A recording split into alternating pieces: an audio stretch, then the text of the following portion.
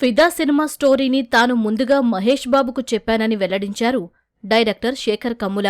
రామ్ చరణ్కు కూడా నరేట్ చేశానని హాలీతో సరదాగా షోలో గతంలో చెప్పారు. వారు ఎందుకు రిజెక్ట్ చేసి ఉంటారో కూడా వివరించారు.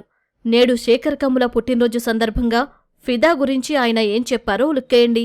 పెద్ద హీరోలతోటి చేయటం కష్టమా, లేకపోతే వద్దనుకుంటున్నారా, లేకపోతే రిస్క్ అనుకుంటున్నారా? నేను అసలు ఏమనుకోవాలి, Okay. నిజంగానే అనుకోను. నేను రాసిన తర్వాత నాకు నిజంగా ఆయన కుదురుతాడంటే చాలా సిన్సియర్గా వెళ్ళి చెప్తాను ఎవరికైనా. ఓకే, చెప్పిన రోజులు ఉన్నాయి, వాళ్ళకి నచ్చకపోతే సరే, నచ్చలేదు సరే బాయ్ అంతే. అంతకంటే ఏం చేయలేను అనిపించింది ఓకే. నాకు. ఇంకోటి, నేను బ్యాడ్ నరేషన్ చాలా వీక్గా నరేట్ చేస్తాను. నేను స్టోరీ చెప్తుంటే ఆవలింతలు వస్తాయి. పోనీ ఈ మధ్య కాలం కానీ గతంలో కానీ పెద్ద హీరోలకి చెప్పి రిజెక్ట్ అయిన కథలు ఏమైనా ఉన్నాయా? ఉన్నాయి.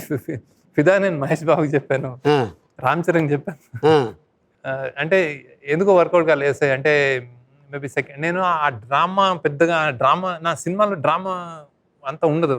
ఉమ్, సో అది నేను చెప్పలేను బేసిక్గా. ఫిదాలో బిగ్గెస్ట్ పాయింట్, ఆ అమ్మాయి ఆ ఫాదర్కి మందులు ఇస్తూ ఉంటుంది అక్క. సో నువ్వు ఇవ్వాలని చెప్తుంది. వెళ్ళేటప్పుడు ఇంటికి వెళ్ళిపోయేటప్పుడు లాస్ట్ క్లైమాక్స్లో బిగ్గెస్ట్ సీన్, ఆడియన్స్ని కదిలిచేసిన సీన్, ఈ అమ్మాయి ఇవ్వకుండానే ఆ తండ్రి మీరందరూ వెళ్ళేవాళ్ళే అని వేసుకుంటాడు మందు. దీన్ని నేను ఏ విధంగా నేను ఒక హీరో కన్విన్స్ అయ్యాను, నాకంటే హీరో కానీ హీరోయిన్ కానీ ఎవరికైనా నేను చెప్పలేను బేసిక్గా. అది నేను చూపించగలుగుతాను. ఓకే. నా ఉద్దేశంలో నేనేమన్నా అంటే ఇప్పుడు నమ్మేయాలి జనాలు. అంటే నమ్మి, అంటే అట్లీస్ట్ ఇన్ని సినిమాలు తీసిన తర్వాత నేను చెప్తే తీస్తాడు అని నమ్మితే నాకు హ్యాపీ.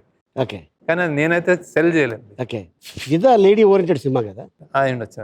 అంటే సో అలాంటి సినిమాకి మహేష్ బాబుని ఎలా అనుకున్నారు? అంటే నేను బేసిక్గా చేసేవాడిని.